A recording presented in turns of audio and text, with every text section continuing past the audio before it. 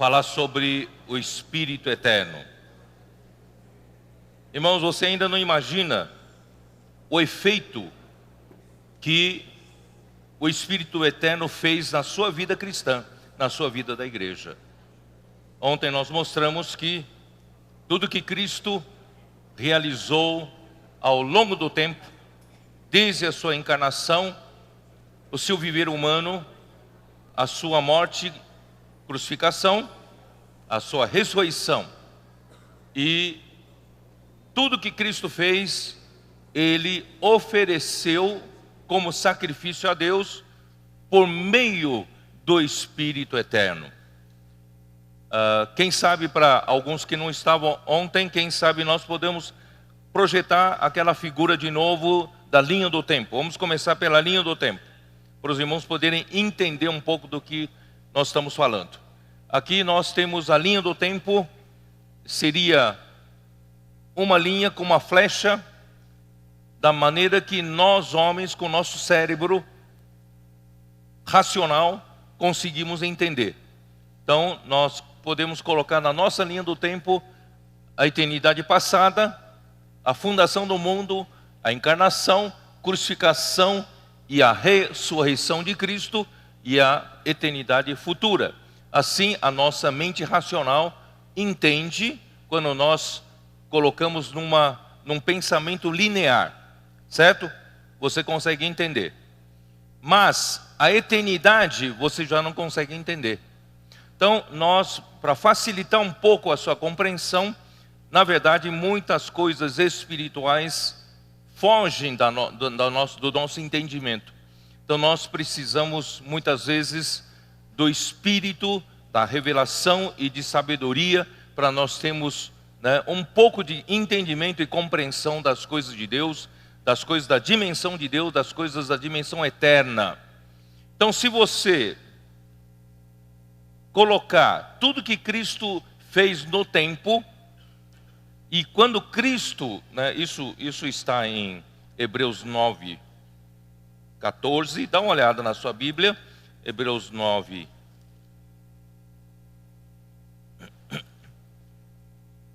14, muito mais o sangue de Cristo, que pelo Espírito Eterno, a si mesmo se ofereceu sem mácula a Deus, purificará a nossa consciência de obras mortas, para servirmos ao Deus vivo.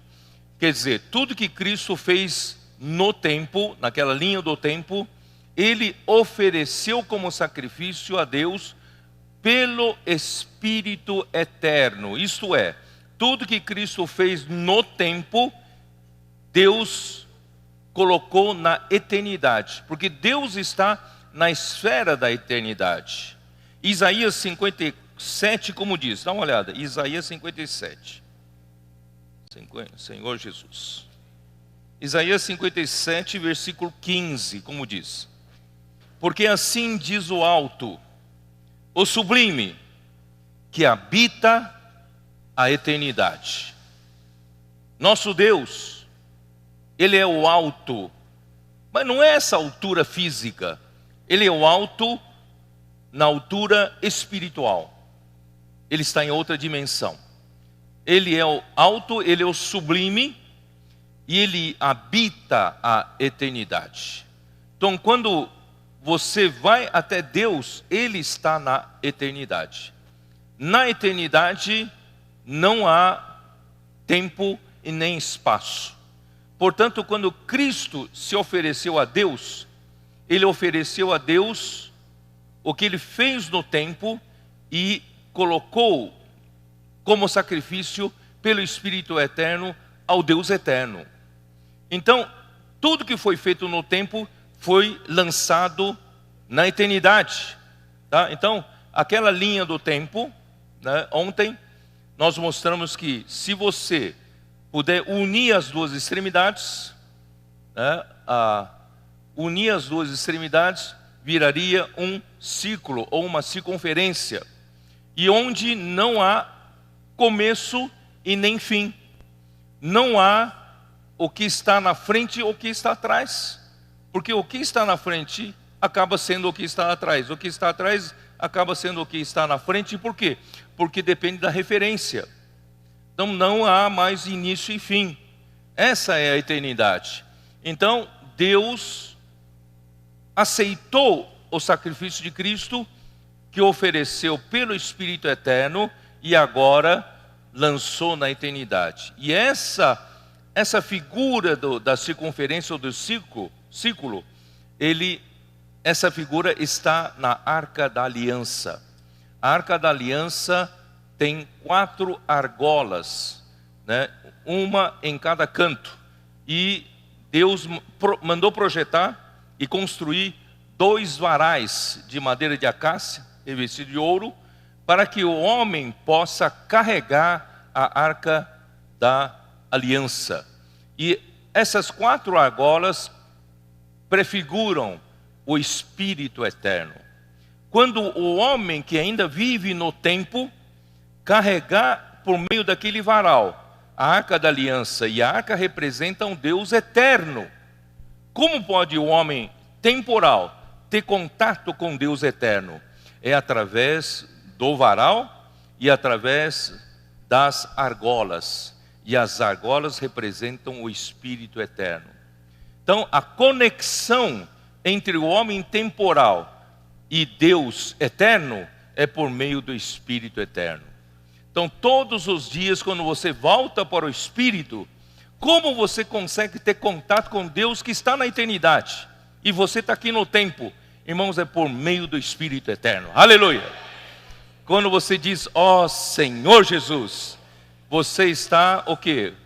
Contactando a Deus, que é eterno, você que é temporal, mas por meio do Espírito Eterno. Graças a Deus por essa revelação. Então, essa é a Arca da Aliança. Que significa isso, irmão? Significa que tudo que Cristo fez, quando foi jogado na eternidade, valeu para sempre. Valeu até para o passado. Vocês sabiam disso? Porque antigamente, no tempo do Velho Testamento, o povo de Israel, ele precisava de quando em quando trazer animais para sacrifício pelos seus pecados, pelas suas transgressões, não é? Pela sua culpa. E esses animais que são bodes e bezerros, esses animais, né? Como o sangue desses animais podem substituir a morte de um homem? Porque o derramamento de sangue é justamente para substituição daquele que pecou. Como aqueles animais, quando são imolados, valem para a remissão dos pecados de um homem.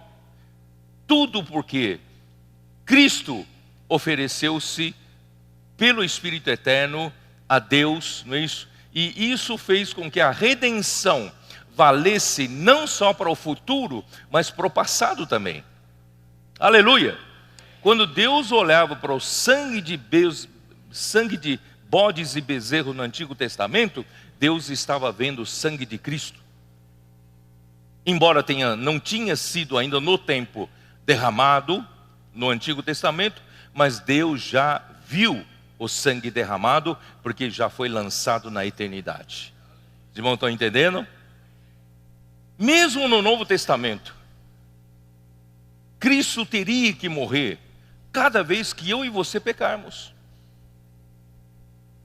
Eu fico, às vezes, pensando, se a morte de Cristo é a morte de uma pessoa por outra pessoa. Ora, se é a morte de uma pessoa substituindo a morte de outra pessoa, então ele teria que morrer muitas vezes por tantas pessoas e por tantos pecados que nós cometemos ao longo do tempo. É ou não é verdade? Você talvez nunca tenha pensado nisso. Por que então que a sua redenção valeu de uma vez por todas? É porque foi lançado na eternidade. Senão essa manhã, Cristo teria que morrer de novo para a gente ter o sacrifício pelos nossos pecados. Mas graças a Deus, Cristo ofereceu-se a Deus, né? Como um sacrifício, ofereceu-se a Deus pelo Espírito eterno. Então a sua redenção valeu de uma vez por todas. Bom, você experimenta todos os dias isso, não é isso? Toda vez que você erra, ó Senhor Jesus, me perdoa, Senhor Jesus, teu sangue vem me purificar, Senhor. Não é assim? Você não precisa que Cristo morra outra vez. Por quê? Porque Ele se ofereceu a Deus pelo Espírito eterno. Aleluia. Então, aí quando um versículo muito conhecido é Apocalipse 13, 8. Dá uma olhada.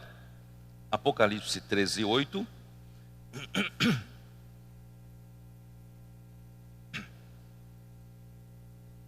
Todos acharam?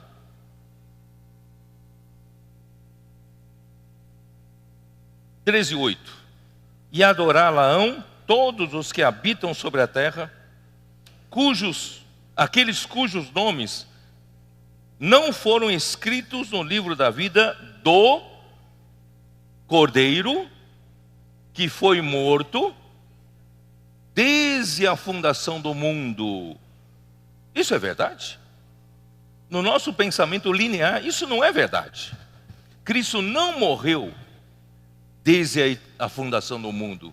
Cristo morreu naquele ponto que eu mostrei, no tempo, não é isso?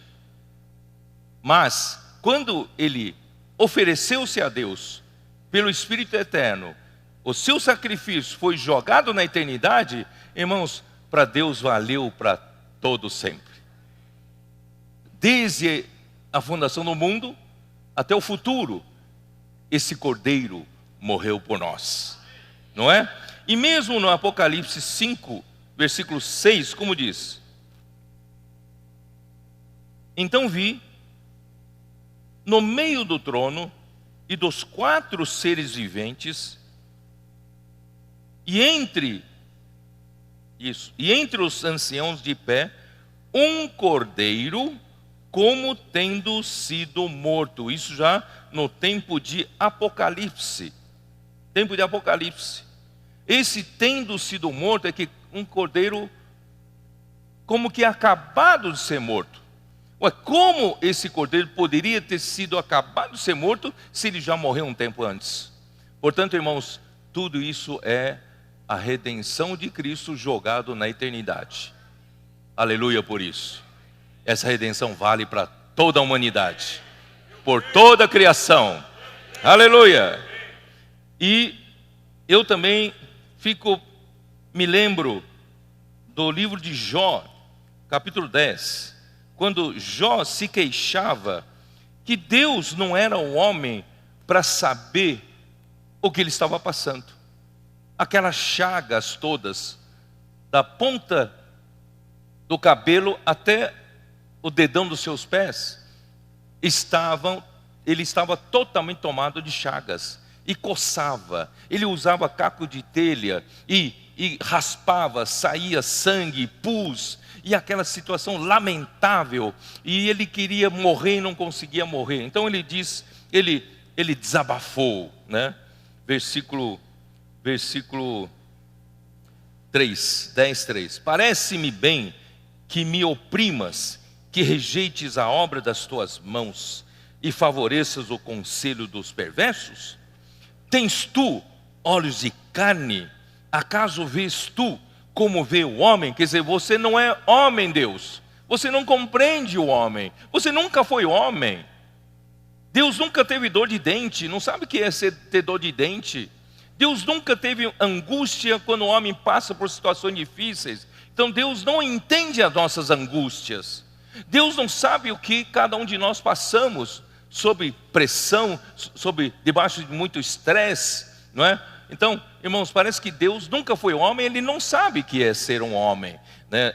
Assim Jó acusava a Deus. São os teus dias como o dia do mortal? Ou são os teus anos como os anos de um homem, para te informares da minha iniquidade? Quer dizer, Deus, você não é homem, você não é capaz de me entender, né? Você não sabe a minha angústia. Mas, irmãos, por causa de Cristo ter oferecido a Deus pelo Espírito Eterno, Deus conhecia o homem sim. Deus já conhecia o homem no tempo de Jó. Você acredita nisso ou não? Não acredita? Então me explica, Gênesis 18. Quando Deus apareceu fisicamente a Abraão, quem era aquele homem? Gênesis 18.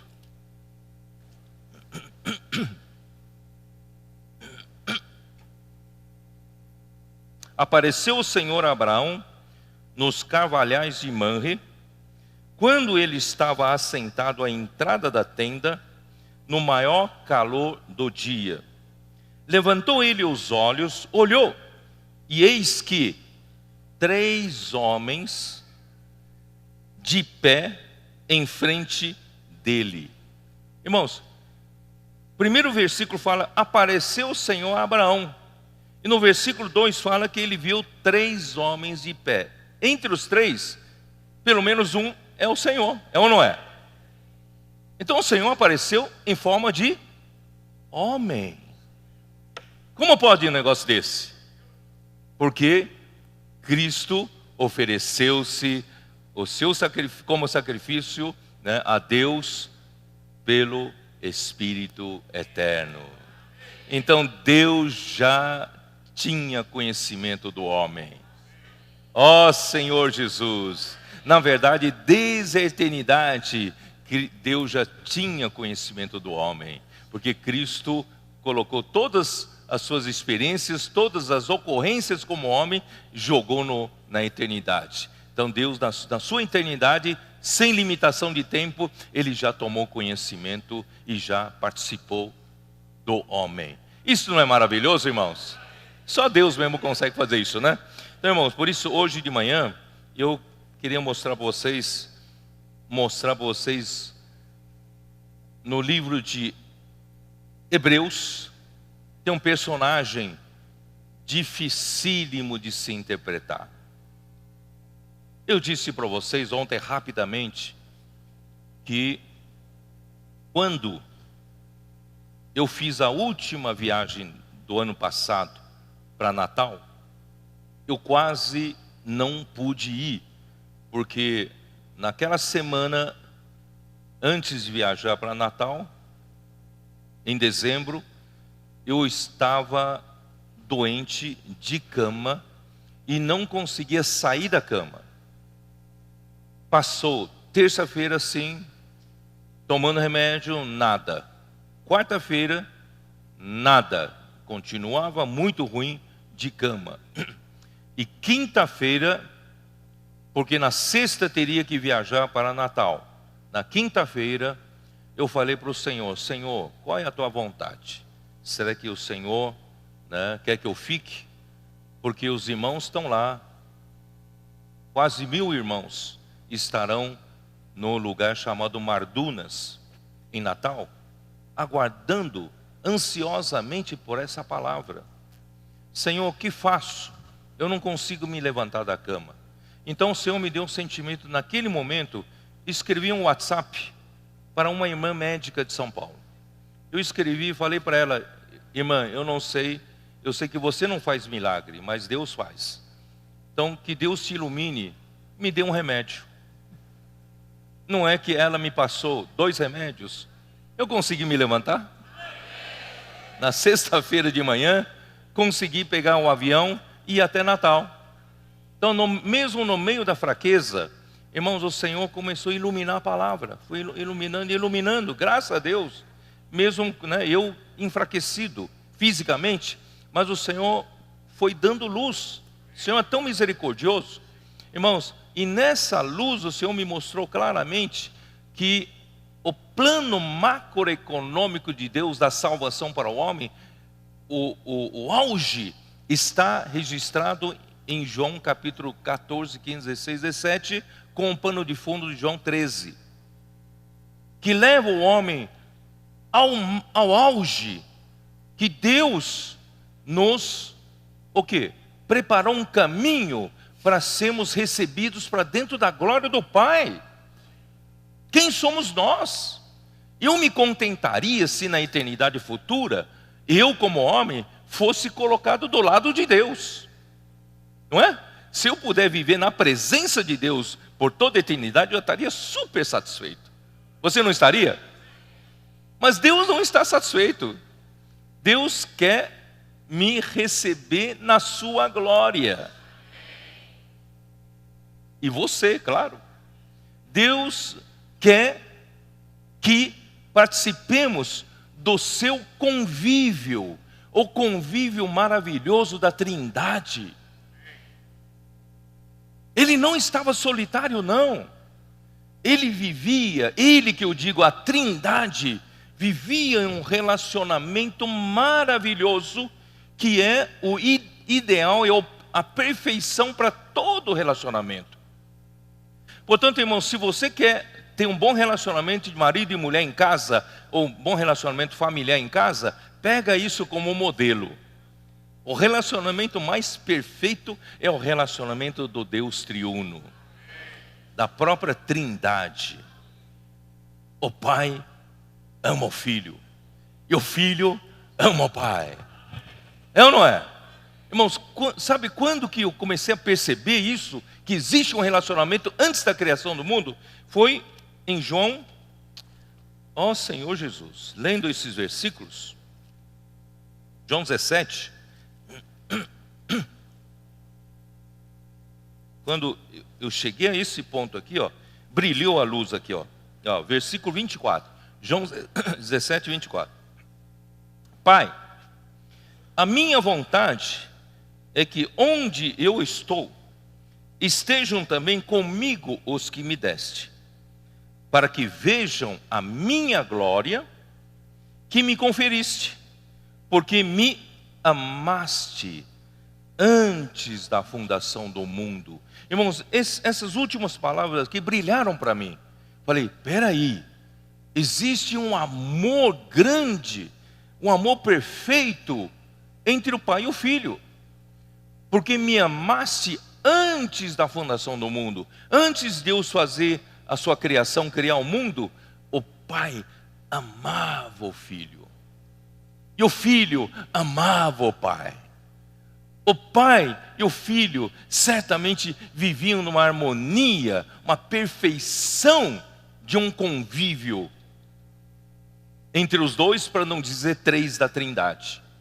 Ó Senhor Jesus, quando eu enxerguei isso, irmãos, eu comecei a dizer, opa, Deus não era solitário como a gente pensava, não. Deus já tinha esse relacionamento perfeito. O Pai amava o Filho, e o Filho amava o Pai. Aí, irmãos, chegou para mim, né, alguém me deu mandou um WhatsApp. Você vê como é bom o WhatsApp para essas coisas, né? Você sabe que todos os dias, graças a Deus, por causa dessa luz maravilhosa, vários jovens que são tocados por isso, me mandam vários versículos todos os dias. Pedro, olha só esse versículo aqui, daquilo que você falou. Olha esse versículo aqui, não fala isso. Olha aquele versículo. Olha, eu recebo todos os dias essas coisas. E graças a Deus um irmão me mandou um versículo. Que versículo que é? De Provérbios 8. Eu li ontem para vocês, né? Provérbios 8. O Provérbios 8 prova ou não prova? Esse relacionamento maravilhoso da Trindade, né? Versículo, são curtos versículos. Versículo 30.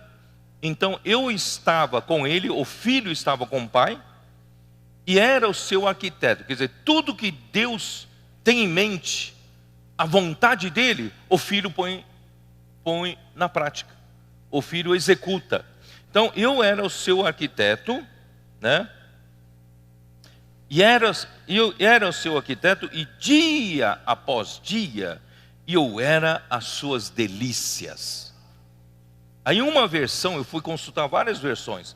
Uma versão, King James atualizada, diz assim: dia após dia eu era o seu prazer.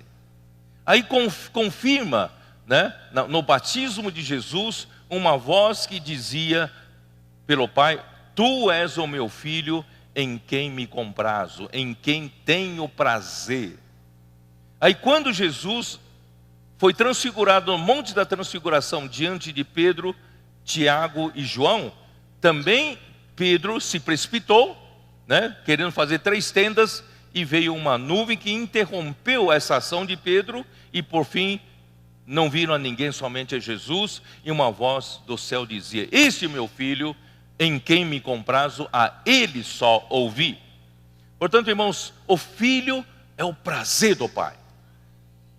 E o pai o pai dava felicidade para o filho, porque no versículo seguinte fala assim: folgando perante ele em todo o tempo. O pai tinha prazer no filho e o filho tinha prazer no pai.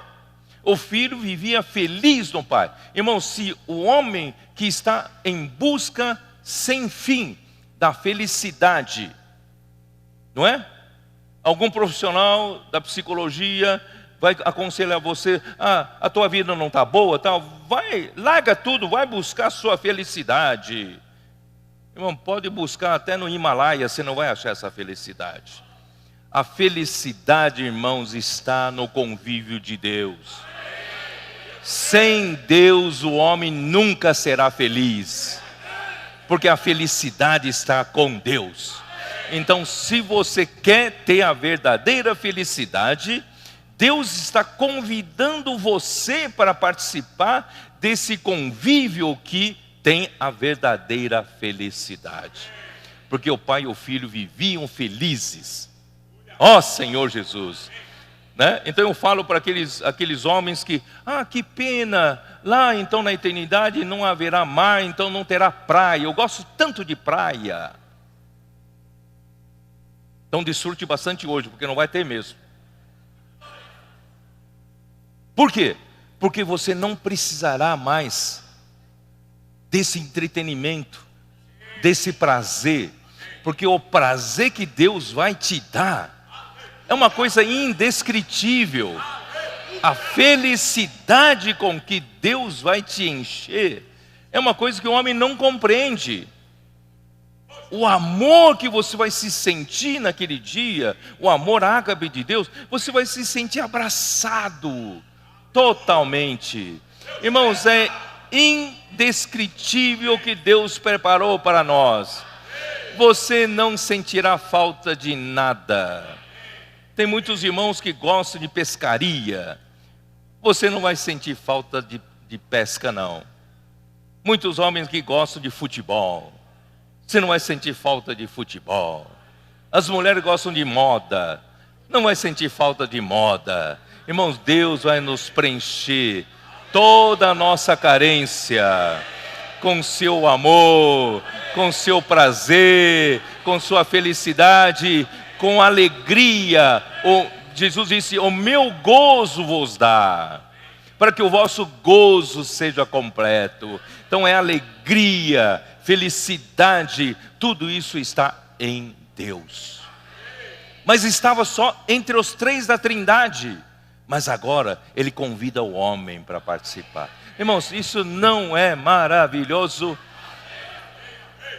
Só que, irmãos, quando eu falei isso no final do ano, algumas conferências regionais, houve 2 conferências regionais, terminou a mensagem 2 vezes. Uma irmã veio me procurar: irmão Pedro, é maravilhoso isso que você falou, a revelação é maravilhosa, mas parece impossível para mim, eu não vou alcançar isso. Quem sabe para vocês que são mais maduros, vocês estão à frente, vocês vão, quem sabe, ser agraciados dessa coisa maravilhosa. Mas eu sou uma irmãzinha, não vou chegar lá. Eu falei para ela assim: se isso não é para você, então não é para ninguém. O que Deus projetou tem que ser para todos. Todos que querem, é ou não é? Então, irmãos, aí na outra conferência regional, outra irmã me procurou falando a mesma coisa: irmão, coisa maravilhosa, coisa dos sonhos, não sei o que, tá aí, mas não é para nós, é para vocês que estão à frente. Eu falei: se não é para você, realmente não é para mim também. Então, irmãos, o Senhor projetou isso para nós. E principalmente, irmãos, nós da vida da igreja, estamos recebendo de primeira mão essa revelação, porque Deus tem planos de fazer de nós os seus escolhidos. Os primeiros irmãos a tomarem, receberem essa visão e pegar encargo e executar a vontade do Senhor. Abandonar tudo para fazer a vontade de Deus. Você está disposto a isso? Não que não possa haver outros vencedores, não, haverá outros vencedores. Mas irmãos, mas é principalmente aqui, porque aqui recebemos uma revelação de primeira mão. Aqui o Senhor nos guardou e investiu em nós com tantas palavras da verdade. Tantos anos o Senhor investiu em mim. Irmãos, eu estou nesse caminho aqui desde a adolescência. Eu não me arrependo de nenhum dia ter passado aqui. Tanto que Deus investiu em mim. Irmão, certamente tem que fazer diferença, ou não tem que fazer diferença? Graças a Deus, Deus está preparando um grupo de pessoas, irmão, principalmente aqui, para não vender o direito de primogenitura, para fazer a vontade de Deus. Deus precisa de um grupo com quem Ele pode contar. Deus pode contar com você? Ou você vai dizer, mais ou menos, depende. Se a pressão for grande, não. Não. Temos que dizer para o Senhor, venha o que vier, pode contar comigo. Tomar cruz, morrer, para que o Deus que ressuscita os mortos possa operar em mim. Irmão, estou disposto a tudo. Que Deus possa contar com você. Bom, então essa visão é maravilhosa. Chegamos até João 17. E Senhor Jesus, eu não canso de falar isso. A unidade. Eu falei do convívio, não falei? Da harmonia, do amor da Trindade. E está nos convidando para esse convívio perfeito, maravilhoso. Mas irmãos, esse convívio tem algumas características. Uma das características, irmãos, é a unidade. Esse convívio só pode existir, só pode vir à realidade, se houver a unidade verdadeira. Se não houver unidade verdadeira, irmão, você sabe que uma hora a coisa fura. Esse convívio um dia vai para água abaixo. Graças a Deus, uma unidade entre o Pai e o Filho é uma unidade maravilhosa. Ó Senhor. Vamos lá. João 17. Eu quero impressionar vocês com isso. Ó Senhor Jesus. Versículo 21. 17 e 21. A fim de que todos sejam um, como és tu, ó Pai, em mim e eu em ti, também sejam eles em nós, para que o mundo creia que tu me enviaste. Eu lhes tenho transmitido a glória que me tens dado, para que sejam um, como nós o somos, e eu neles e tu em mim, a fim de que sejam aperfeiçoados na unidade. Irmãos, parece uma coisa do outro mundo. A unidade que nós temos, irmãos, perto dessa unidade, ainda é jardim de infância, é ou não é? Nós somos um, aleluia, vivemos em unidade, mas nem tanto, né?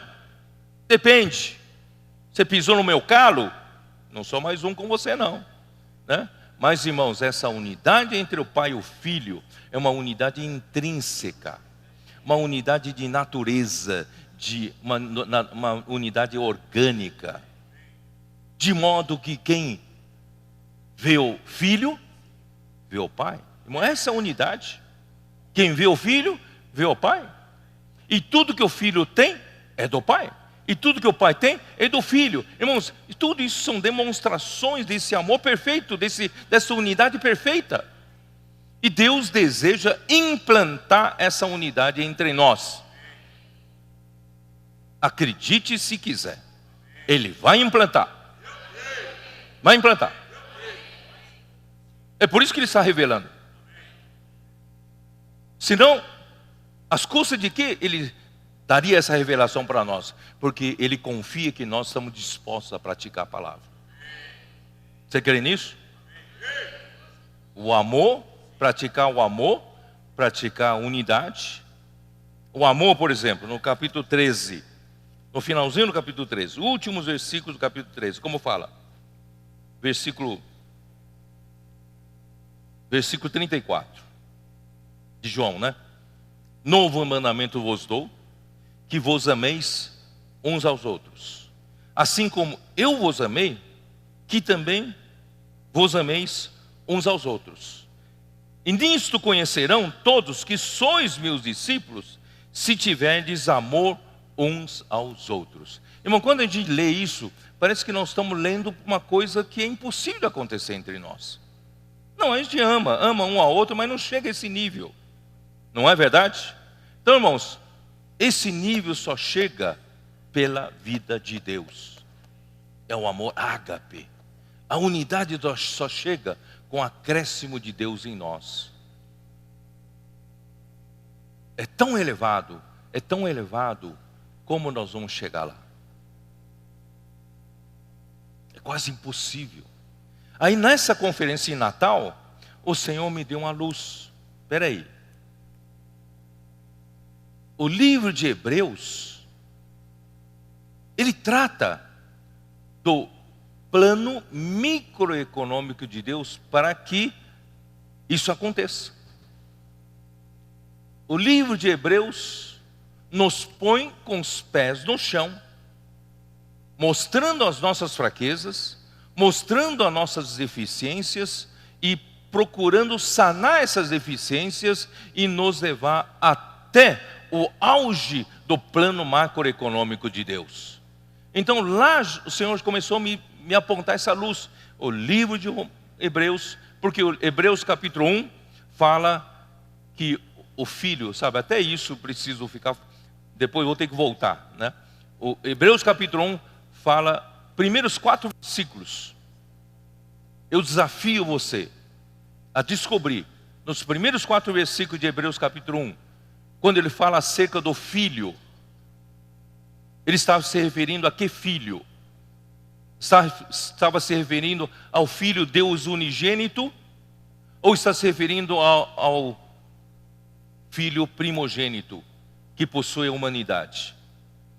E você pode ver nesses 4 primeiros versículos, esse Filho, tanto unigênito como primogênito, tanto como Deus antes da criação do mundo, depois como o Filho primogênito, que foi ressuscitado, gerado no dia da ressurreição, irmãos, estão mesclados nesses 4 versículos de Hebreus capítulo 1, versículo de 1 a 4. Dá uma olhada. Isso tudo, irmãos, porque Cristo ofereceu-se a si mesmo pelo Espírito eterno a Deus. Isso tudo, irmãos, potencializou Cristo. Cristo não tem mais hoje um momento só Deus e homem. Cristo é Deus, Cristo também é homem, por causa, né, disso tudo ter sido colocado na eternidade. Bom, então eu comecei a pedir para o Senhor, Senhor, por favor, então me revela o livro de Hebreus. Eu voltei para São Paulo, de Natal, voltei para São Paulo, procurei me colocar em dia, minha saúde. Então, praticamente, eu fiquei descansando na cama, saindo da cama para ler o livro de Hebreus. Falei, Senhor, precisa me revelar o livro de Hebreus. Irmão, o livro de Hebreus é dificílimo de entender, de se entender. Eu procurei vários livros de comentários, tá, e todos diziam, né, e que o livro de Hebreus fala da superioridade de Cristo. Cristo é superior aos anjos, Cristo é superior a Moisés, Cristo é superior a Arão, superior ao sacerdócio levítico, não é isso? Então Cristo é superior a superioridade de Cristo. Mas eu falei para o Senhor, Senhor, mas a superioridade de Cristo, se eu conhecer a superioridade de Cristo, ainda não me serve muita coisa na prática do dia a dia. Porque eu sei que Cristo é superior a tudo. Eu sei em doutrina que Cristo é superior a tudo. Mas o que isso vai me ajudar no dia a dia? Então toda vez que eu lia, eu não conseguia entender qual é o pulo do gato, qual é o ovo do Colombo, qual é o clique. E fiquei ali naqueles dias, irmãos, mais de 10 dias, 2 semanas ali, lendo, tal. E os livros de consulta que eu consegui descobrir, todos diziam, até mesmo a autoria do livro de Hebreus é duvidosa, né? Alguns afirmam que foi Paulo, outros dizem o seguinte, que os escritos do livro de Hebreus, ele foi escrito na ambientação de Paulo, das epístolas de Paulo, tem influência das epístolas de Paulo, mas o estilo é totalmente diferente de Paulo. Então, irmãos, se a autoria já é desconhecida, né, alguns chegam a dizer, talvez nós só vamos descobrir a autoria no dia da segunda vinda de Cristo. Ninguém sabe exatamente quem escreveu o livro de Hebreus. E tão difícil quanto descobrir a autoria de Hebreus é o próprio livro de Hebreus. O seu conteúdo é dificílimo de se interpretar, dificílimo de entender. Eu falei, meu Deus, eu que estou querendo entender esse livro, estão me desanimando para entender, né? Então, irmãos, aí passou até o final do ano, desse ano passado, e entrou em janeiro, naquela primeira semana, primeiros dias. E no primeiro sábado de janeiro, eu então precisava voltar para São Paulo, porque domingo tinha uma primeira reunião, né, das igrejas da região, na Cesareia de Filipe. Então, no caminho, dirigindo o carro, já perto de São Paulo, acho que 30 quilômetros de São Paulo, de repente brilhou uma luz. Opa, é aqui. Falei, acho que eu descobri a chave. Descobri a chave. Irmãos, essa chave é o que eu compartilhei com vocês ontem à noite e agora de manhã. A chave qual é? Irmãos, a chave é que Deus colocou tudo que Cristo fez no tempo, na eternidade. Essa é a chave. Essa é a chave para abrir o livro de Hebreus. Agora você vai reler o livro de Hebreus, você vai entender porque o livro de Hebreus está recheado de para sempre, uma vez por todas, nos céus, sacerdócio para sempre. Irmãos, a redenção é feita de uma vez por todas e fala do seu sacerdócio celestial, sacerdócio perfeito. Irmãos, está recheado disso. Por quê? Irmãos, Deus, quando colocou tudo que Cristo fez na eternidade, irmãos, Deus potencializou esse Cristo para nos levar lá. Eu quero passar essa loucura para vocês. Eu estou vendo isso, eu estou nessa loucura. Porque tão difícil entender o livro de Hebreus está em entender o personagem Melquisedeque. Quem é Melquisedeque? Como entender a função do Melquisedeque? Melquisedeque começa aqui em Gênesis 14. Vamos lá, dá uma olhada. Melquisedeque, Gênesis 14. Senhor Jesus, revela-nos, Senhor. João 14, versículo 18. Mas vou ler 17 primeiro. Após voltar Abraão de ferir a Quedorlaomé e os reis que estavam com ele, saiu-lhe ao encontro o rei de Sodoma no vale de Savé, que é o vale do rei. Esse vale do rei, vale de Savé, foi mencionado também em 2 Samuel 18:18. E o historiador judeu Joséfo, ele diz que esse vale de Savé fica mais ou menos a 400 metros de Jerusalém. Então era ali pertinho de Jerusalém, né? Então, e quem lhe saiu ao encontro é o rei de Sodoma. Rei de Sodoma. Mas se você ler o versículo 2, ali fala: fizeram guerra contra Bera, rei de Sodoma. Então, rei de Sodoma era Bera, tinha o nome Bera, não é isso? Fizeram guerra contra Bera, rei de Sodoma. E aqui, quem veio ao encontro depois que Abraão derrotou aqueles reis, e o rei de Sodoma saiu-lhe ao encontro, né, nesse vale, aí de repente ele pula para o versículo 18 como se fosse outra coisa. Não sei se vocês percebem essa coisa, essa mudança aqui. Ele fala: Melquisedeque, rei de Salém, trouxe pão e vinho, era sacerdote do Deus Altíssimo, abençoou ele a Abraão e disse: bendito seja Abraão pelo Deus Altíssimo, que possui os céus e a terra, bendito seja o Deus Altíssimo, que entregou os teus adversários nas tuas mãos, e de tudo lhe deu Abraão o dízimo. Aí o versículo seguinte fala assim: então disse o rei de Sodoma a Abraão: dá-me as pessoas e os bens ficarão contigo. Irmãos, parece que o versículo 17 e versículo 21 é uma continuação. 17, você consegue ligar 17 com 21.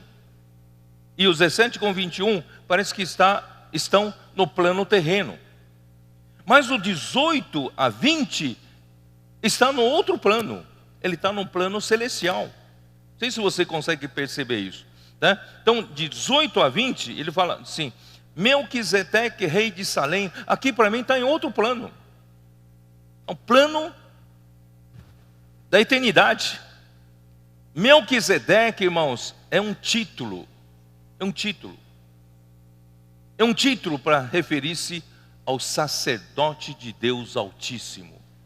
E esse Melquisedeque que apareceu a Abraão, irmãos, trazendo trazendo pão e vinho, era sacerdote do Deus Altíssimo. Irmãos, quando eu tive a minha primeira experiência de trabalhar pela obra de Deus, eu fui com outro irmão até Belo Horizonte. Acho que os irmãos de Belo Horizonte não sabem disso. Naquele tempo havia um pouco de problemas ali em Belo Horizonte, já lá no comecinho, bem no comecinho. Acho que o Maurício nem estava ainda na vida da igreja. E a gente tinha que ir lá, pegar um final de semana e ir lá para ajudar os irmãos lá. Para ajudar os irmãos. Apaziguar a situação, né, tal, aquela coisa toda. Havia uma certa confusão ali no começo. E o Senhor era conosco, era muito jovem. E o Senhor era conosco. E voltava de ônibus, cometa. Naquele tempo era muito comum a gente viajar de cometa, de Belo Horizonte, São Paulo, Belo Horizonte. E quando subia no ônibus de noite, já para voltar, ônibus noturno para São Paulo, irmãos, eu comentei com o irmão do meu lado, eu senti que o Melquisedeque apareceu para me dar pão e vinho, porque tanto era satisfação que Deus fizera a obra por meio de nós. Nós não éramos capazes de apaziguar aquela situação, mas Deus operou. E eu senti o Melquisedeque aparecendo, me dar um pão e vinho, uma sensação tão gostosa, irmãos, tão gostosa, essa coisa de Deus, né? Então assim aconteceu com Abraão, e Abraão então lhe deu o dízimo de tudo. Ora, vamos lá para Hebreus, né? Hebreus 7, vamos lá.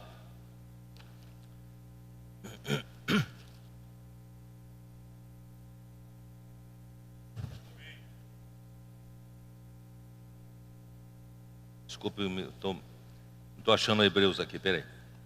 Ele está tão folheado aqui, capítulo 7 de Hebreus.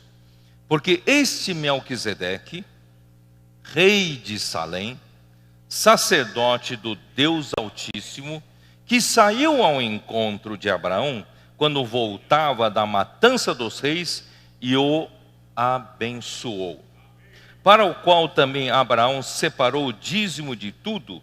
Primeiramente se interpreta rei de justiça, depois também é rei de Salém, ou seja, rei de paz. É o rei de justiça e rei de paz. Sem pai, sem mãe. Por isso, irmãos, não é uma figura meramente humana. É uma figura humana, mas, irmãos, também é celestial. Sem pai, sem mãe, sem genealogia, que não teve princípio de dias, nem fim de existência, entretanto feito semelhante ao Filho de Deus, permanece sacerdote perpetuamente. Quem é ele? Ó Senhor Jesus. Essa palavra perpetuamente, irmãos, é quase que eternamente. Então, aqui já faz parte do vocabulário de Hebreus, é para sempre, perpetuamente, né? Eternamente. Irmãos, é isso aí. Aí começa a aparecer a figura de Melquisedeque. Irmãos, sabe o que é isso, irmãos?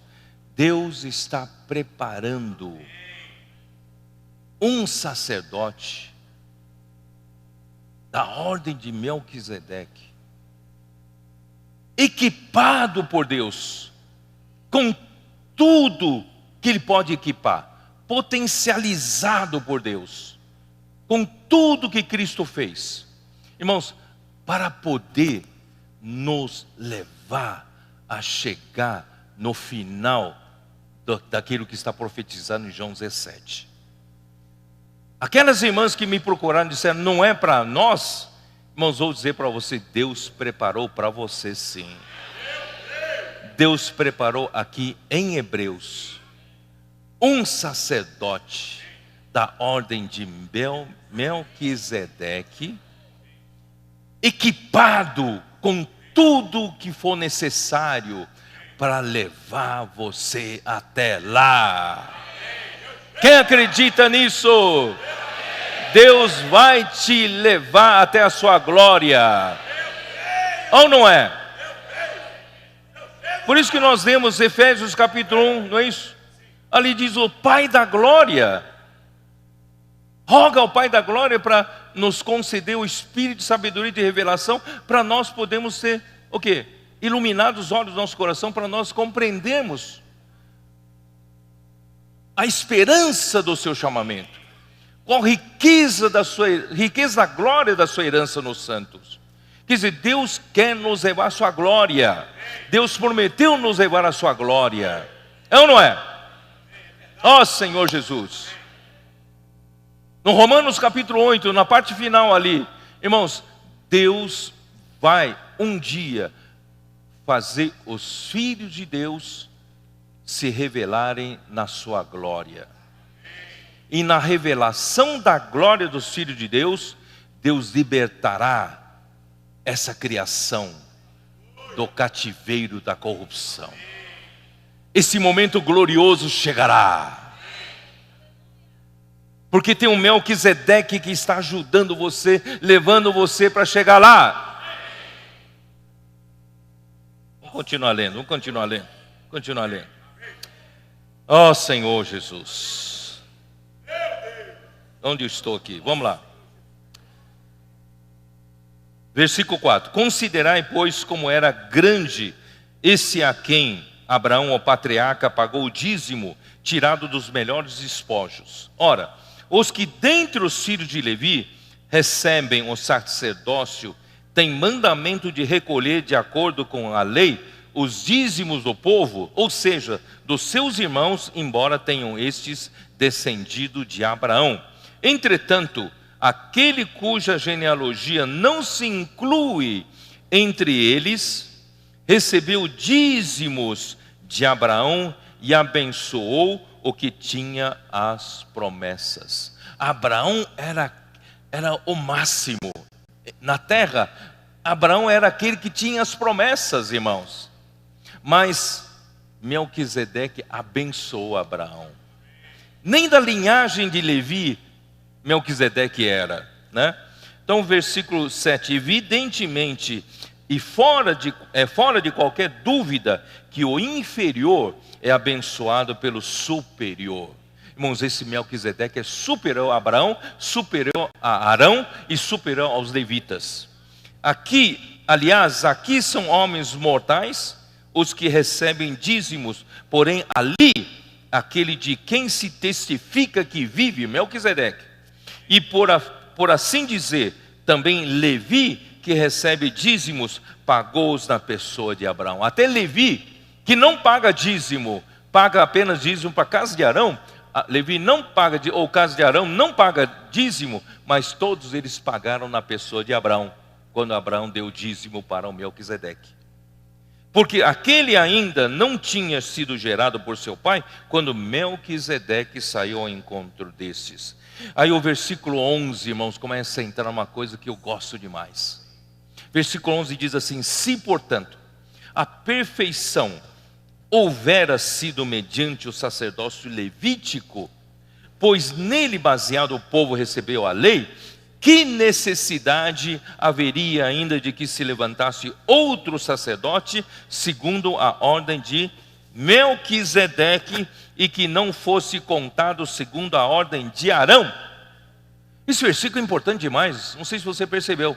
Esse é importante demais para mostrar que Deus teve de levantar um outro sacerdócio, que não seja o sacerdócio dos levitas, sacerdócio de Arão, porque o sacerdócio de Arão, o sacerdócio de levitas, não era perfeito.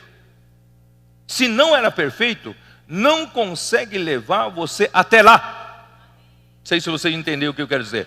Você não vai ser levado à perfeição pelo sacerdócio dos levitas e sacerdócio de Arão. Mas Deus providenciou um outro sacerdócio. Esse sacerdócio sim é perfeito. Esse sacerdócio é capaz de levar você à perfeição. Não é isso que está escrito, irmãos? O meu português é diferente. Deus teve que providenciar um outro sacerdócio para nos levar à perfeição, irmãos. Tem que soltar rojão. Tem que comemorar. Aleluia! Tudo isso que já estava no Antigo Testamento não era suficiente para cumprir o que Deus prometeu. Então Deus teve que levantar outro sacerdote, outro sacerdócio. E esse outro sacerdócio, irmãos, veio por Jesus Cristo, que nem da tribo de Levi era. Ele era da tribo de Judá, mas ele se tornou o sacerdote da ordem de Melquisedeque. Vou continuar lendo. Pois quando se muda o sacerdócio, necessariamente há também mudança de lei. Teve uma mudança de lei. Porque aquele de quem são ditas estas coisas pertence a outra tribo, da qual ninguém prestou serviço ao altar. Pois é evidente que o nosso Senhor procedeu de Judá, tribo a qual Moisés nunca atribuiu sacerdotes. E isto é ainda muito mais evidente quando, a semelhança de Melquisedeque, se levanta outro sacerdote, constituído não conforme a lei de mandamento carnal. Esse sacerdócio não é constituído pela lei de Moisés. Esse sacerdócio é segundo o poder da vida indissolúvel, indestrutível, não perecível. Irmãos, essa vida indissolúvel, constituiu outro sacerdócio. E esse outro sacerdócio vai nos levar à perfeição. Porque esse sacerdócio, sim, é perfeito. Eu estou me esgoelando aqui, viu? Fazendo de tudo para você entender. Porque eu estou aqui louco. Eu não sei como falar para você. Espero que você consiga entender um pouco isso. Apreciar o valor do que está sendo falado aqui, irmãos. Essa luz não foi trazida para outros, não. Está sendo trazida primeiramente para vocês. Ó Senhor Jesus. Versículo 17. Porquanto se testifica, tu és sacerdote para sempre. Foi jogado na eternidade, na eternidade. Tu és sacerdote para sempre, segundo a ordem de Melquisedeque, que é uma ordem, um sacerdócio perfeito. Não é mais da ordem de Arão, é a ordem de Melquisedeque. Portanto, por um lado, se revoga a anterior ordenança por causa da sua fraqueza e inutilidade. A primeira ordenança do sacerdócio se tornou inútil por causa da sua fraqueza, pois a lei nunca aperfeiçoou coisa alguma, e por outro lado se introduz a esperança superior pela qual nós chegamos a Deus.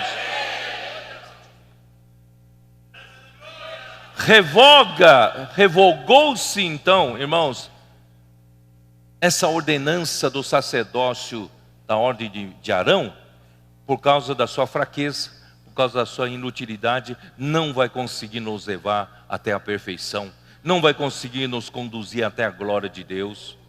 Mas Deus constituiu outro. Esse outro reacende para nós a esperança superior. Por essa esperança é que nós chegamos a Deus. Agora você não é uma pessoa sem esperança. Agora vocês irmãs, não vão dizer depois da reunião, vir aqui dizer para mim que não é para vocês. Não é baseado na sua força. É baseado nesse sacerdócio perfeito que Deus constituiu a Cristo como esse sacerdote para sempre, segundo a ordem de Melquisedeque.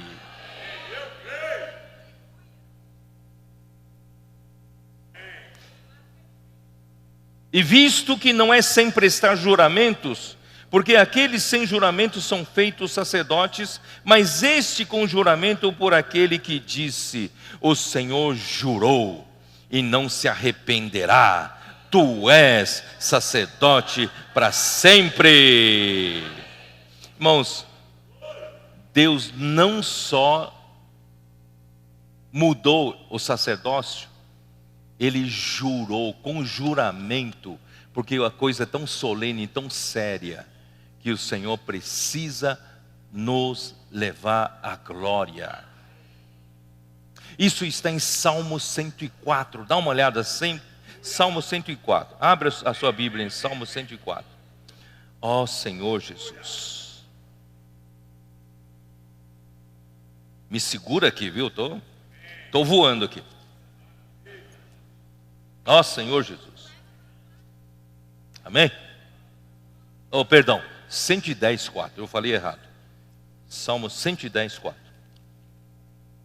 Como diz Salmo 110:4? Ou vou ler o versículo 1 para vocês também. Disse o Senhor ao meu Senhor: assenta-te à minha direita, até que eu ponha os teus inimigos debaixo dos seus pés. Aí versículo 4. O Senhor jurou e não se arrependerá. Tu és sacerdote para sempre, segundo a ordem de Melquisedeque. Deus jurou, Ele não se arrepende, porque Cristo, como sacerdote da ordem de Melquisedeque, é um sacerdócio perfeito que vai nos levar à perfeição.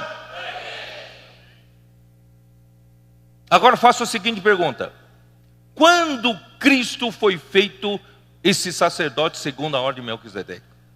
Em que momento que isso foi feito, esse sacerdote? Em que momento? Volta para capítulo 5. Volta para Hebreus capítulo 5. Aqui está a resposta.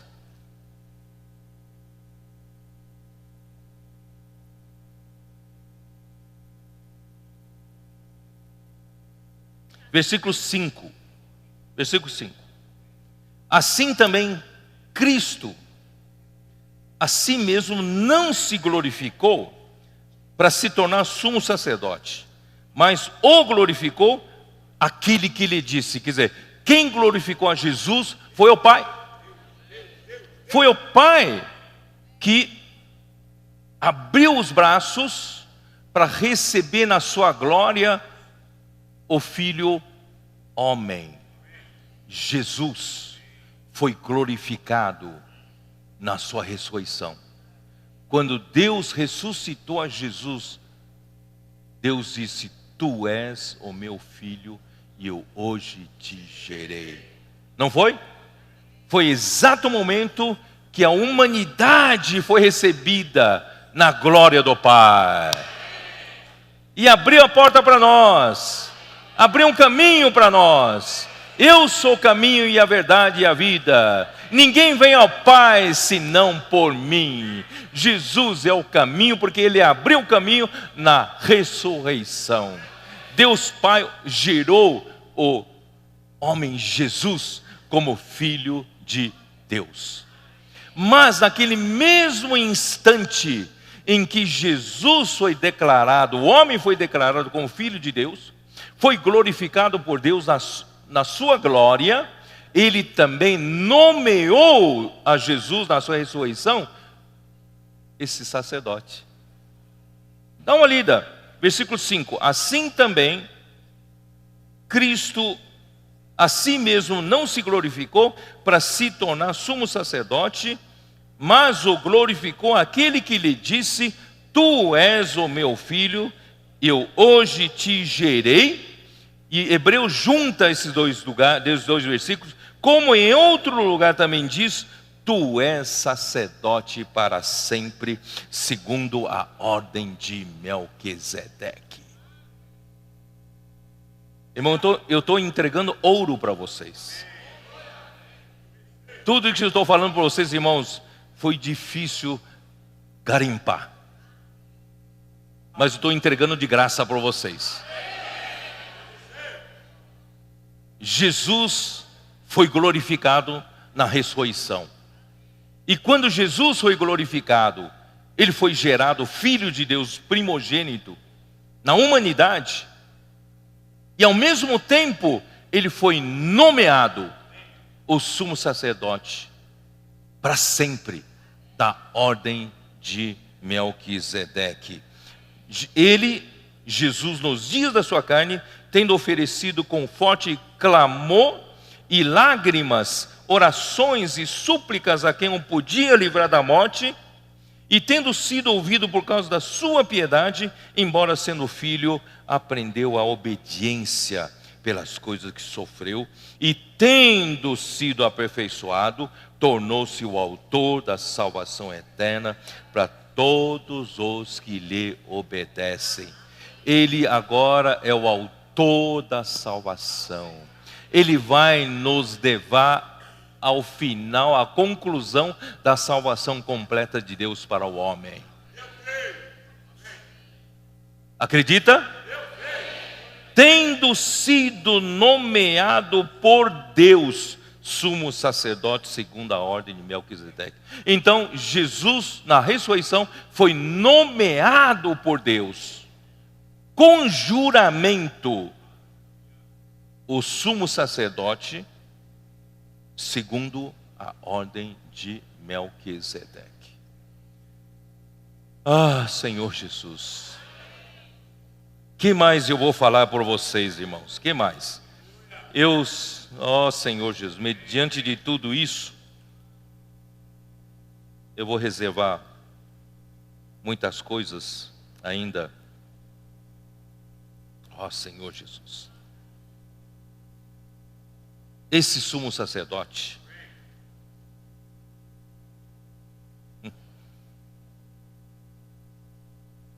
capítulo 4, versículo 14, Hebreus 4,14.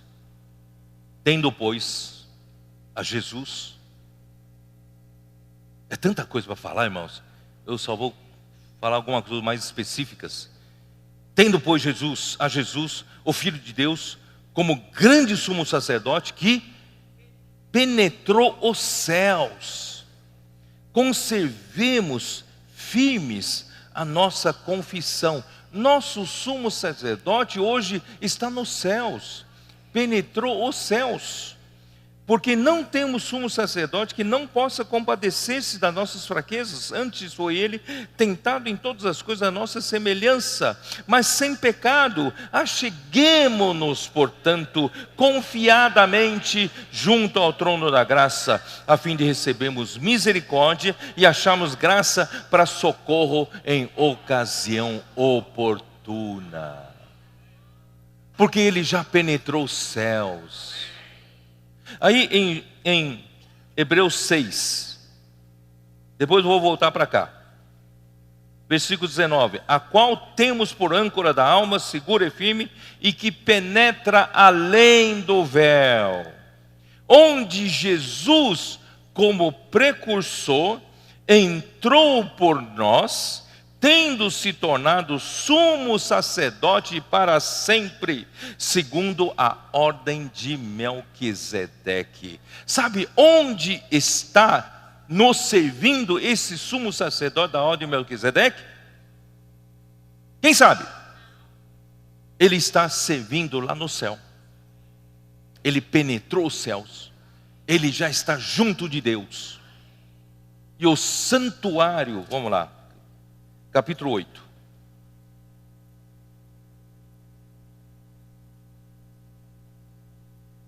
Vocês percebem meu desespero aqui? Estou desesperado aqui, não sei como explicar a vocês. Capítulo 8 aqui, versículo 1. Ora, o essencial das coisas que temos dito é que possuímos tal sumo sacerdote que se assentará à destra do trono da majestade nos céus. Esse sumo sacerdote está à destra da majestade nos céus. Capítulo 9, versículo 24.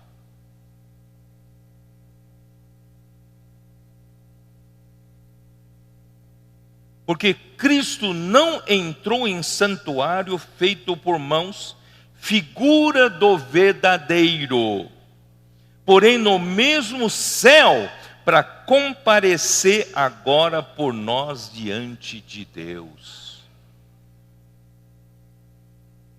Não sei se está começando a vir revelação para vocês. Eu estou me referindo ao verdadeiro santuário. O santuário não feito por mãos. E o verdadeiro santuário, irmãos, está no céu. Está onde Deus está. O tabernáculo que Deus mandou Moisés fazer no deserto, era uma figura do verdadeiro.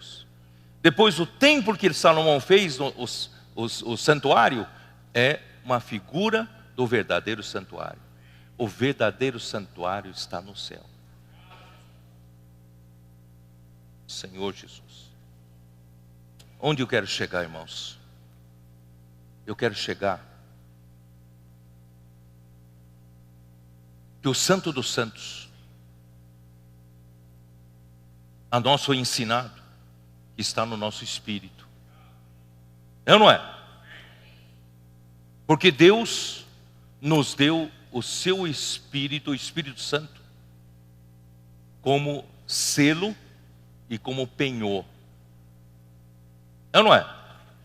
Então, Deus nos deu do seu Espírito, que entrou em nosso espírito, fez do nosso espírito um lugar santíssimo, para que hoje pudéssemos encontrar-nos com Deus, nesse lugar santíssimo, no Santo dos Santos, que está no nosso espírito. Está certo ou não? Que é onde está o trono da graça.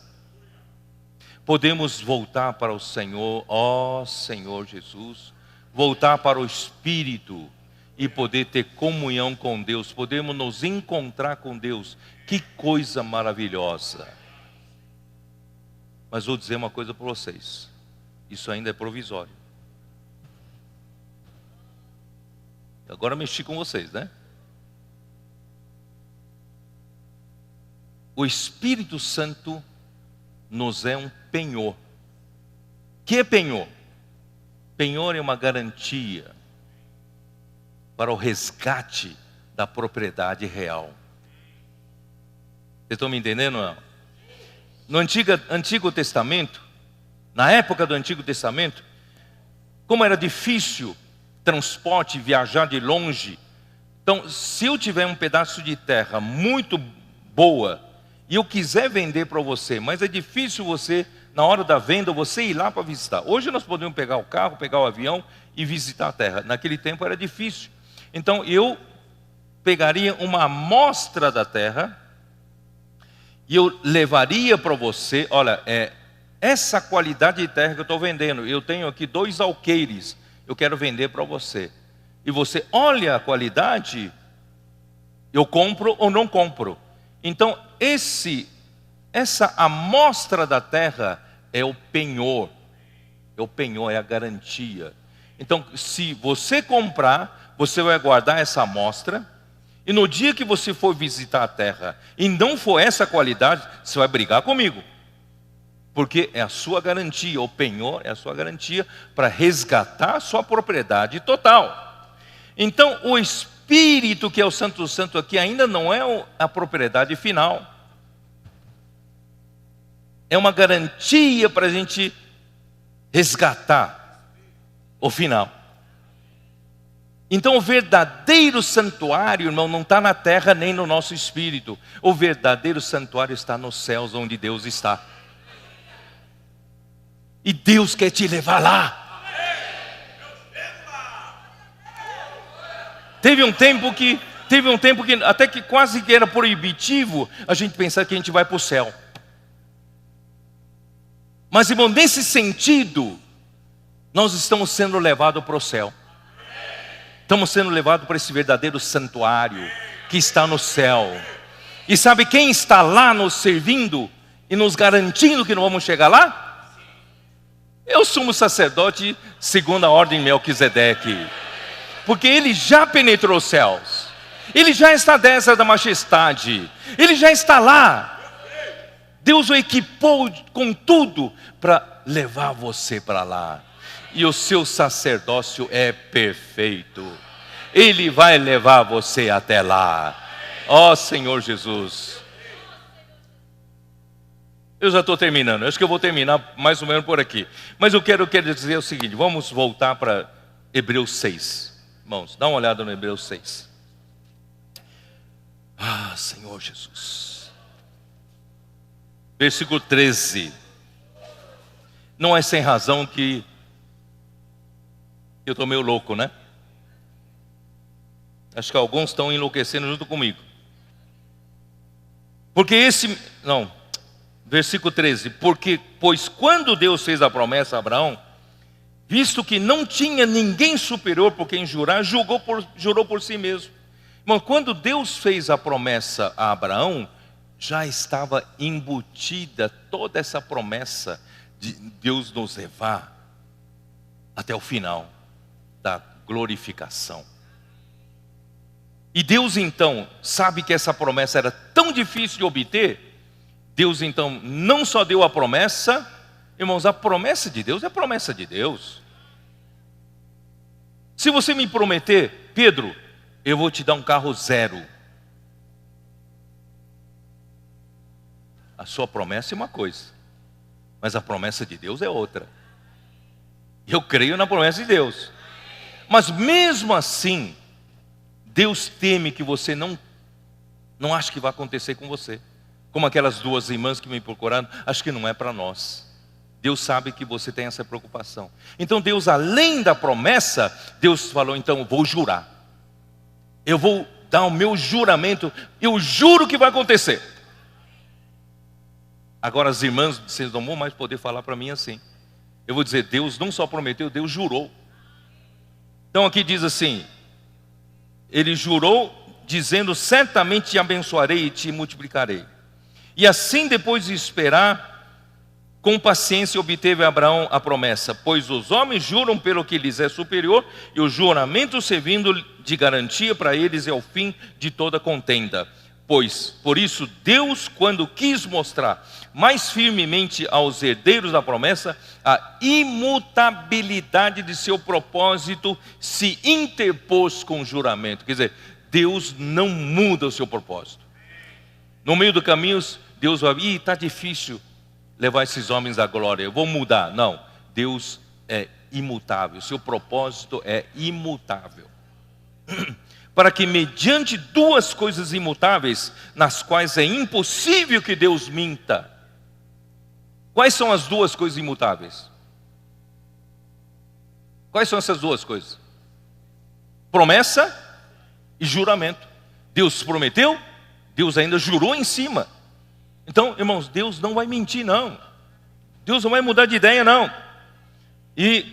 Então, nas quais é impossível que Deus minta, forte alento tenhamos nós, que já corremos para o refúgio, a fim de lançar mão da esperança proposta, daquela esperança superior que nós lemos. Essa esperança proposta, irmãos, vamos lançar mão.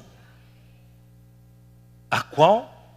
Essa esperança é a âncora, a qual temos por âncora da alma, segura e firme, e que penetra além do véu. Esse além do véu, irmãos, hoje é aqui no Santo Santo, no Espírito, mas aqui está se referindo lá no céu, e que penetra além do véu, onde Melquisedeque está, onde o sumo sacerdote, segundo a ordem de Melquisedeque, está, e que penetra além do véu, onde Jesus, como precursor, entrou por nós, tendo se tornado sumo sacerdote para sempre, segundo a ordem de Melquisedeque. Vamos ancorar a nossa alma. A nossa alma é muito instável. A nossa alma é muito insegura. Eu não é? A nossa alma, ela não se sente, se sente muito como um navio à deriva. Mas graças a Deus, irmãos, quando lemos aqui que nós temos um sumo sacerdote que já penetrou além do véu os céus por nós, está sentado à direita da majestade, e ele tem a missão e comissão e a responsabilidade de nos levar até lá. Vamos ancorar a nossa alma com essa esperança. Deus não vai mudar de ideia, não. Então você esteja seguro e firme de que você vai chegar lá, se você buscar o Senhor. Amém? É isso. É isso. Não vou falar mais do que isso. Eu vou terminar da seguinte forma. Irmãos, eu falei na sala de comunhão com os cooperadores. Eu tenho um sonho. Eu creio que esse sonho é o sonho de Deus. Eu tenho um sonho, irmãos, de ver que essa realidade vai acontecer na vida da igreja. Eu tenho um sonho que essa unidade entre pai e filho, que Deus convida a gente a participar dessa unidade, por meio da nossa comunhão com o Pai, com seu Filho Jesus Cristo, por meio de nós participarmos mais dessa vida indissolúvel, participarmos, irmãos, mais recebendo essa vida e natureza divinas. Irmãos, eu tenho um sonho de que essa unidade, que é impossível humanamente falando de se praticar aqui na terra, vai acontecer entre nós.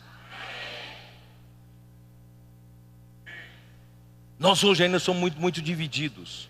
Hoje ainda cada um tem sua opinião. Hoje ainda não é isso. ainda não temos essa unidade. Mas, irmãos, eu tenho um sonho, que um dia isso vai vir à tona entre nós. Nós vamos ser tão um, quanto o filho dizia assim: quem me vê a mim, vê o Pai. Quem vê um, vai ver o outro, porque nós vamos ser quase que idênticos. Cheio de vida, cheio de Deus. E junto com a unidade, o amor vai crescer entre nós. Se hoje nós ainda nos chateamos uns dos outros, né? Odiamos às vezes os irmãos, às vezes não amamos tanto, mas, irmãos, eu creio que se nós formos por esse caminho da pureza e da busca, com a ajuda do Melquisedeque, irmão, nós vamos ver acontecer na vida da igreja essas coisas impossíveis de acontecer entre seres humanos. A unidade, o amor, a realidade, a santidade, a glória. O que vai acontecer? Vai chegar um dia, irmãos, nós já estamos quase chegando lá. Quase chegando lá. Aí vai acontecer naquele dia como Zacarias 8. Dá uma olhada em Zacarias 8, eu acho que vale a pena. Zacarias 8. Zacarias 8.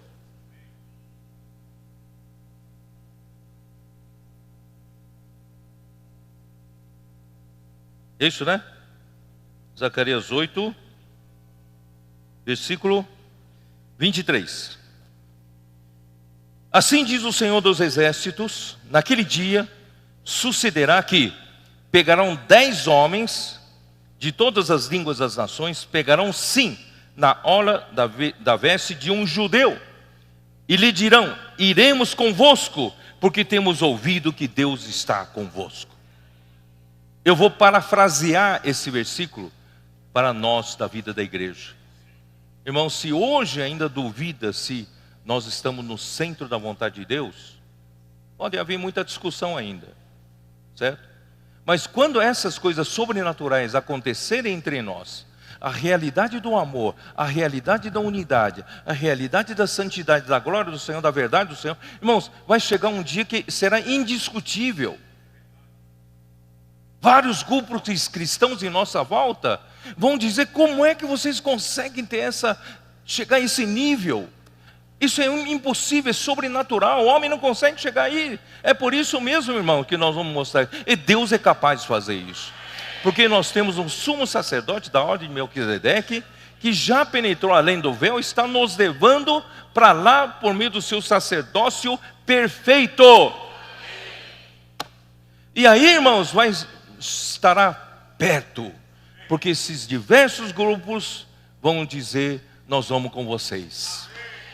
Aqueles também querem ser vencedores, vão nos procurar. Nós vamos seguir juntos.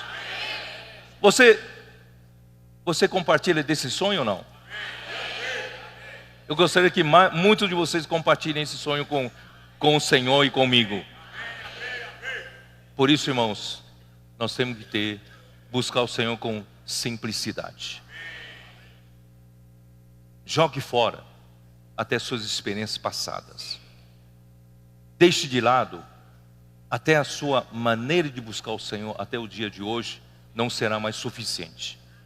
Precisamos buscar o Senhor, irmãos, com mais intensidade, com mais pureza, com mais simplicidade. Como aquele dia Adão foi criado por Deus. Ele estava nu, não sabia, não é? Ele acreditava tudo que Deus falava, tudo que Deus falava ele fazia, praticava, é ou não é? Até o dia que veio a árvore do conhecimento do bem e do mal, lhe deu o quê? Lhe deu o poder de definir o que é certo ou errado, complicou tudo. E nós que estamos servindo ao Senhor, irmãos, a árvore do conhecimento do bem e do mal continua nos incomodando, nos perturbando. A nossa experiência passada pode ser o nosso senso de julgamento. A nossa maneira de ver as coisas pode atrapalhar, recebemos de maneira pura a palavra de Deus. Porque nós temos nosso filtro, nós temos nosso senso crítico. Irmãos, vamos jogar fora isso. Vamos voltar do jeito que nós somos. Senhor, eu venho diante de tal qual eu sou. Se estou nu, o Senhor sabe o que eu preciso. Como o Senhor vai me vestir, o Senhor sabe. Mas eu não quero me esconder nada. Para Deus, irmão, não adianta você ter uma aparência falsa. Para Deus não adianta viver de fachadas. Você pode ter vivido de fachada a vida toda. Naquele dia, no encontro com Ele, você vai falar: Senhor, eu todo o tempo falava: Senhor, Senhor, fiz isso em Teu nome, fiz aquilo em Teu nome. O Senhor vai dizer: na verdade, não te conheço. Eu não quero ter essa surpresa naquele dia. Por isso, irmãos, hoje eu quero ir diante do Senhor do jeito que eu sou, sem esconder nada, sem usar nenhum senso crítico meu. Que Deus seja meu julgamento, a minha crítica. Deus é que define. E eu vou diante do Senhor com toda pureza. Então, somente com esse coração nós vamos conseguir chegar lá. Se você continua com as suas manias na vida da igreja, você não vai chegar lá. Tá bom, irmãos? Vamos fazer um pacto entre nós? Vamos buscar essa simplicidade, todos nós, começando pelos cooperadores, pelos irmãos responsáveis, as irmãs, todos nós. Vamos voltar-nos para a simplicidade e pureza, sem status, sem posição na igreja. Eu sou isso, eu sou aquilo, irmãos. Isso nada vai valer naquele dia. Não vamos viver de fachadas, vamos viver de realidade. Jesus é o Senhor. O Senhor abençoe vocês. Amém.